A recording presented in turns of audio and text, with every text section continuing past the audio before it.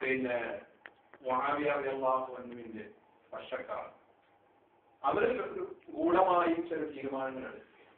അതിലൊന്ന് കുന്തത്തിൽ ഖുർആൻ ഉയർത്തിപ്പിടിക്കുക എന്നതായിരുന്നു. കുന്തത്തിൽ ഖുർആൻ ഉയർത്തിപ്പിടിച്ച് തഹ്കീമു ശർഇല്ല അല്ലെങ്കിൽ തഹ്കീമു കിതാബില്ല, അള്ളാഹുവിന്റെ ഗ്രന്ഥം വിധി കൽപ്പിക്കട്ടെ എന്ന് തീരുമാനിക്കാൻ വേണ്ടി അതോടുകൂടി അവരുദ്ദേശിച്ചത് എന്താണ് ചോദിച്ചാൽ ഈ ഭാഗത്ത് എന്തായിരുന്നാലും അത് അംഗീകരിക്കും, ഖുർആനോട് താല്പര്യമുള്ളവരാണ്.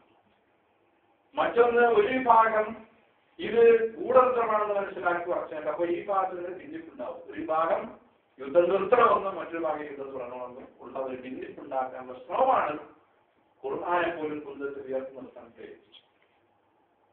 അങ്ങനെ തഹ്കീമും കിതാബില്ല എന്ന് പറയുന്ന സംഭവം അങ്ങനെ അത് തീരുമാനമായി. യുദ്ധം നിർത്തിവെച്ചു. രണ്ടു കൂട്ടരും ഓരോരുത്തരെ തെരഞ്ഞെടുത്ത് ഓരോ പ്രദേശിച്ച ചർച്ചയ്ക്ക് വേണ്ടി. അങ്ങനെയാണ് ധൂമത്ത് ചെന്നതിൽ ഒരുമിച്ച് കൂടുന്നത്. അലിയുടെ വശത്ത് നിന്നും മുആവിയയുടെ വശത്ത് നിന്നും ഓരോരുത്തരും ഓരോ സഹാബികൾ തീരുമാനിക്കപ്പെടുകയാണ്.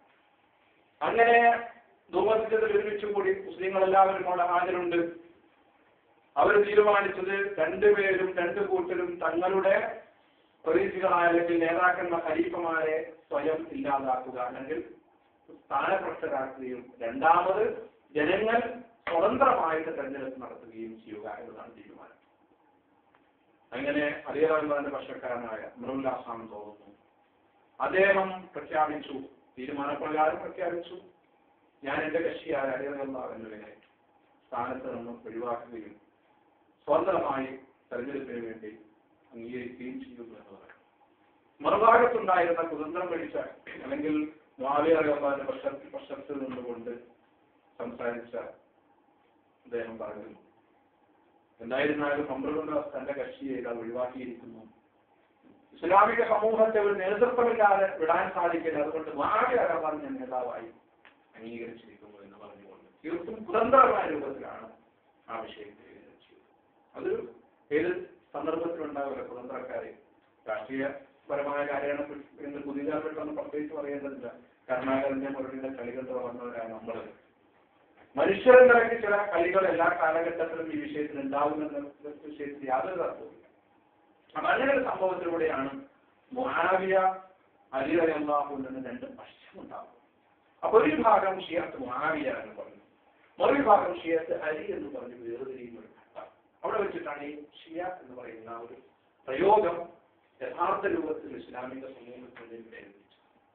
അപ്പോൾ അലി റളിയല്ലാഹു അൻഹുവിനെ അംഗീകരിക്കുന്നവർ ഷിയത്ത് അലി എന്ന പേരിലും മുആവിയ റളിയല്ലാഹു അൻഹു അംഗീകരിക്കുന്നവർ ഷിയത്ത് മുആവിയ എന്ന പേരിലും അറിയപ്പെടാൻ തുടങ്ങി. ഇങ്ങനെ ഈ വിഭാഗം വളർന്നു പന്തലിച്ച് വലുതായി. പക്ഷേ അലി റളിയല്ലാഹു അൻഹുവിനൊരു വിഭാഗം ഉണ്ടായിരുന്നു. അലി റളിയല്ലാഹു അൻഹു അങ്ങനെ കുറെ ആൾക്കാരെ വളർത്തിയിരുന്നെന്ന് നമ്മൾ അർത്ഥമാക്കേണ്ടതില്ല. സപ്പോർട്ട് ചെയ്യുന്നവർ, അലി റളിയല്ലാഹു അൻഹു സപ്പോർട്ട് ചെയ്യുന്നവർ, അലി റളിയല്ലാഹു അൻഹു കൂടെയുള്ളവരുടെ അർത്ഥത്തിലെ അത് ആ കാലഘട്ടത്തിൽ പ്രയോഗിച്ചിരുന്നു. പക്ഷെ പിൽക്കാലഘട്ടത്തിൽ നമുക്ക് കാണാൻ സാധിക്കുന്നത് അതിന് കേവലം സ്വന്തമായ പക്ഷപാതിത്വത്തിലേക്ക് നീങ്ങിപ്പോയിട്ടുണ്ട് എന്നുള്ളതാണ്. അതിന്റെ കാരണങ്ങൾ ഇസ്ലാമിക ചരിത്രത്തിൽ പലപ്പോഴും പലതും കാണാൻ സാധിക്കുന്നത് അതിന്റെ ഏറ്റവും അടിത്തട്ടിലേക്ക് പോയാൽ കാണാൻ സാധിക്കുന്നത് അബ്ദുല്ലാഹി ഇബ്നു സബഅ എന്ന് പറയുന്ന ഒരാളുടെ കറുത്ത കരകളാണ് അതിൽ പ്രവർത്തിച്ചത്. അദ്ദേഹമാണ് അതിശക്തമായ പ്രചാരണം ഇസ്ലാമിക സമൂഹത്തിനിടയിൽ അലി റളിയല്ലാഹു അൻഹുവിനാണ് അധികാരം വേണ്ടത് പ്രവാചകന് ശേഷം എന്ന വിഷയം ശക്തമായിട്ട് പ്രചരിപ്പിച്ചത് അദ്ദേഹമാണ് എന്ന് ചരിത്ര ഗ്രന്ഥങ്ങളിൽ രേഖപ്പെടുത്തിയിട്ടുണ്ട്. പക്ഷെ അതിന് തരത്തിലും ആധികാരികതയുണ്ട്. അതിന് ജനങ്ങളൊക്കെ സ്വീകരിച്ചു എന്ന് നമുക്കറിയാം. എന്തായിരുന്നാലും അതിനെ സ്വീകരിച്ചവരുണ്ട് എന്നാണ് ഇന്നത്തെ കാലത്ത് നമുക്ക് തെളിയുന്നത്. കാരണം അതുകൊണ്ടാണ് ഷിയത്ത് അലി എന്ന പേരിൽ പിന്നീട് പ്രത്യക്ഷപ്പെടുകയും അത് വളർന്നു ഒരു സിദ്ധാന്തമായി മാറ്റുകയും അങ്ങനെ ഇന്ന് കാണുന്ന രൂപത്തിലേക്ക് ഷീയിസം വളരുകയും ചെയ്തത് നമുക്ക് കാണാൻ സാധിക്കും. അപ്പോ ഇത് സ്ഥാപിക്കുന്നതിന് വേണ്ടി ഈ ഷിയാത്ത് അലി എന്നതും അലി റളിയല്ലാഹുവിന്റെ പക്ഷക്കാരി എന്നതും സ്ഥാപിച്ചെടുക്കുന്നതിന് ഒരുപാട് ശ്രമങ്ങൾ പിന്നീട് നടന്നിട്ടുണ്ട് എന്നുള്ളതാണ്. പിന്നീട് അധികാരപരമായ ഉടമ്പടികൾ അലി റളിയല്ലാഹു അൻഹുവിന്റെ ഖിലാഫത്ത് അവസാനിച്ചു. അലി റളിയല്ലാഹു അൻഹു വധിക്കപ്പെട്ടു. പിന്നീട് വന്ന ഖലീഫമാരെ ഒക്കെ തന്നെയും സുഖലോലുപന്മാരായി മാറി. ക്രമേണ ഇസ്ലാമിക സമൂഹം ഖിലാഫത്തുകൾ വ്യതിചലിച്ചുകൊണ്ട് രാജാധിപത്യത്തിലേക്ക് മുലൂക്കിയത്തിലേക്ക് പോയി. ഇതൊക്കെ നമുക്കറിയാവുന്ന സംഗതിയാണ്.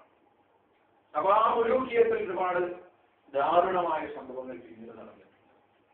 രാജാക്കന്മാർ അവരുടെ ഭരണം നിലനിർത്തുന്നതിന് വേണ്ടി ഒരുപാട് ഹീനമായ പ്രവർത്തനങ്ങൾ നടത്തിയിട്ടുണ്ട്. ആ ഹീനമായ പ്രവർത്തനങ്ങളിൽ അതിനെ തുടക്കം കുറിച്ച് നമുക്കറിയാം. ഇസ്ലാമിക സമൂഹത്തിലെ തന്നെ ഗവർണറായിരുന്ന അദ്ദേഹം ആ ഗവർണർ പദവി ദുരുപയോഗം ചെയ്തുകൊണ്ട് ഒരു സ്വതന്ത്ര ഇസ്ലാമിക രാഷ്ട്രത്തിന് വേണ്ടി ശ്രമിച്ചു എന്നത് അതിന്റെ ആദ്യത്തെ പ്രശ്നമായിരുന്നു. പിന്നീട് അവിടെ നിന്നോട്ട് വ്യതിചലനം ആരംഭിക്കുകയാണ് ചെയ്തത്. ഇസ്ലാമിക സമൂഹത്തിലെ ഭരണപരമായ അടിത്തറകളിൽ വ്യതിചലനം ആരംഭിച്ചു. പ്രവാചകൻ സല്ലല്ലാഹു അലൈഹി വസല്ലം പറഞ്ഞിട്ടുണ്ട്, ഇസ്ലാമിക സമൂഹം ഭിന്നിച്ചു പോകും. പക്ഷെ ഇസ്ലാമിക സമൂഹം ഭിന്നിക്കുക എന്നത് ഇസ്ലാമിക സമൂഹം അതങ്ങനെ അതിന്റെ ഓട്ടോമാറ്റിക്കായി സംഭവിക്കില്ല. അതൊരു ചരിത്രപരമായ ഒരു വസ്തുതയുമല്ല. ഇസ്ലാമിക സമൂഹം ഭിന്നിക്കുമെന്ന് പറയുന്നത് അതിന്റെ ഉത്തരവാദിത്വം ഇസ്ലാമിക സമൂഹത്തിന് തന്നെയാണ് പ്രവാചകൻ നൽകിയിട്ടുള്ളത്.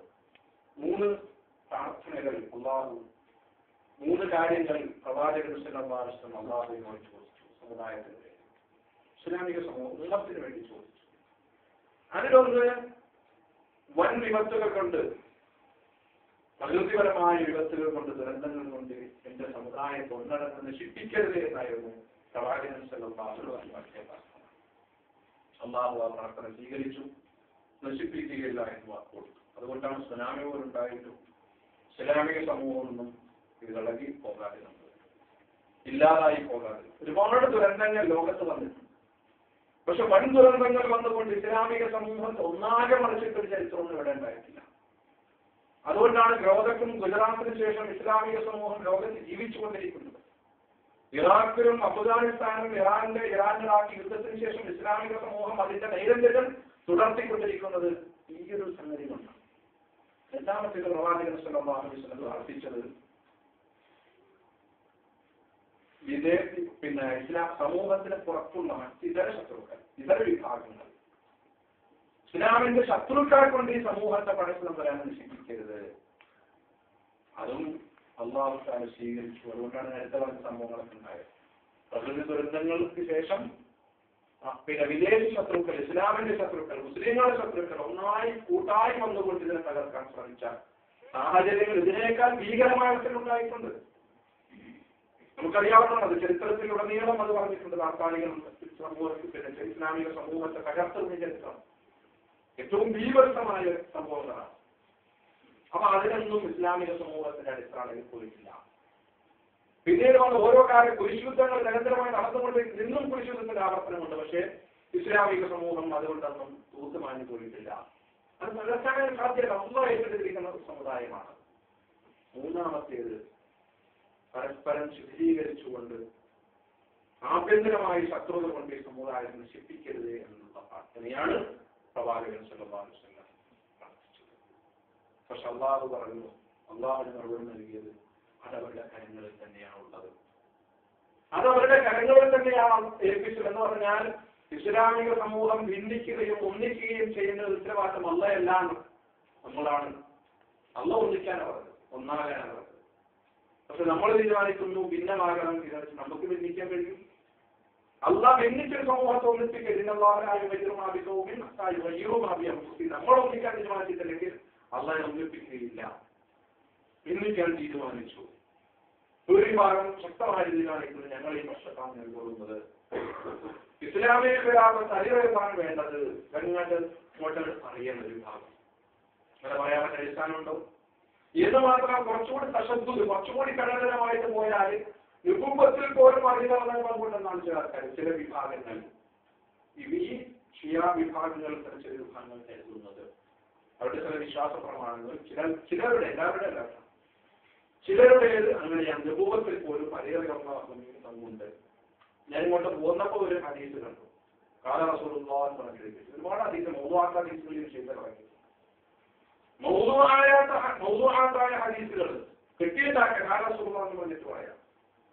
എന്നിട്ട് പറഞ്ഞിരിക്കുന്നു, അല്ലാഹുവിന്റെ അർശിന്റെ വലതു ഭാഗത്ത് ഹുസൈൻ കർവാന്റെ പേര് രേഖപ്പെടുത്തിയിട്ടുണ്ട്.